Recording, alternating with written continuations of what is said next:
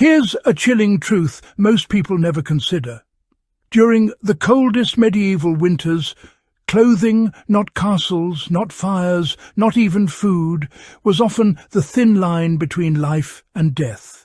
And the mystery is this: how did ordinary people survive months of freezing wind, snow, and damp cold without synthetic insulation, waterproof fabrics, or central heating, wearing garments that, at first glance, look heavy, crude, even uncomfortable, and yet somehow work so well that entire populations endured icebound winters that would overwhelm many modern cities today?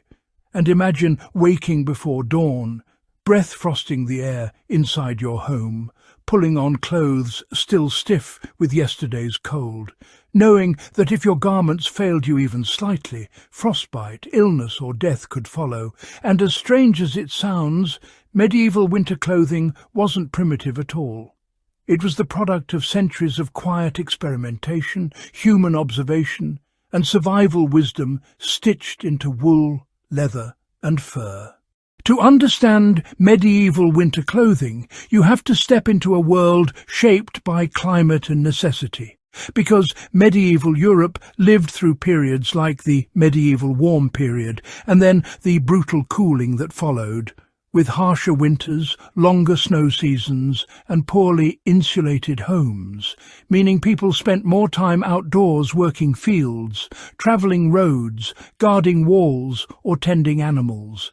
And clothing evolved not from fashion houses, but from lived experience, passed down in families, guilds and villages, where a badly made coat wasn't just inconvenient, it was fatal. And over generations people learned which sheep produced warmer wool, which weaves trapped air best, which dyes strengthened fibres, and which cuts allowed movement without letting wind steal heat. And while nobles layered luxury versions of the same principles, peasants refined survival garments so effective that many designs, tunics, hose, cloaks, changed very little for hundreds of years, because once something kept you alive in January, you didn't improve it unless you absolutely had to. Now, here's where the real genius reveals itself, because medieval winter clothing worked as a complete system, not individual pieces. Imagine starting with a linen underlayer, not for warmth, but for moisture control, because sweat was deadly in the cold. It pulled heat from the body, so linen wicked moisture away. Then came wool, and wool is the real hero here, because its fibres trap air while still insulating even when damp. You know, unlike cotton, which kills heat fast, and these wool layers weren't tight. They were loose, allowing warm air pockets to form around the body.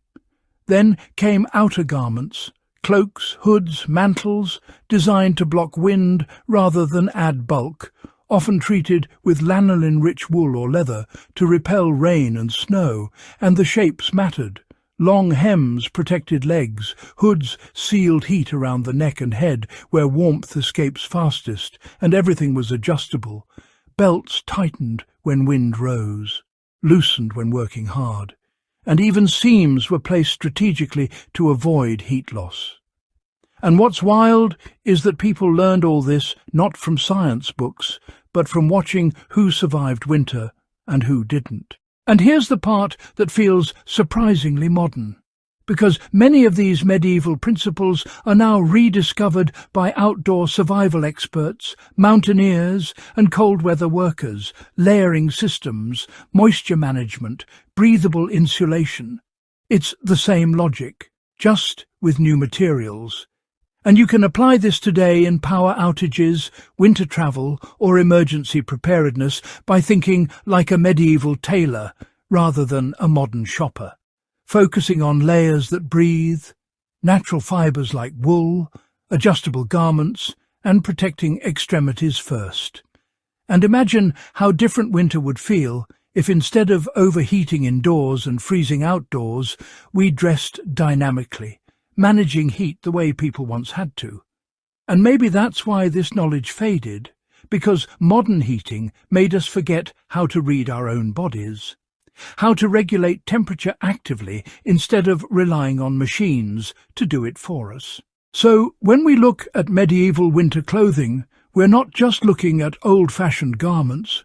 We're seeing a survival system refined by centuries of cold, hunger, and hard-earned wisdom. Proof that humans once understood their environment deeply enough to survive it with little more than fabric, fire, and discipline. And as climate extremes return and energy becomes uncertain, these lessons stitched into the past suddenly matter again, reminding us that warmth isn't just something you turn on. It's something you build, layer by layer, choice by choice. And if this journey into forgotten survival knowledge changed how you see a simple wool coat or winter cloak, consider sharing it, subscribing, or continuing to explore how the past quietly holds answers to the future, because sometimes the oldest solutions are the ones that still work best.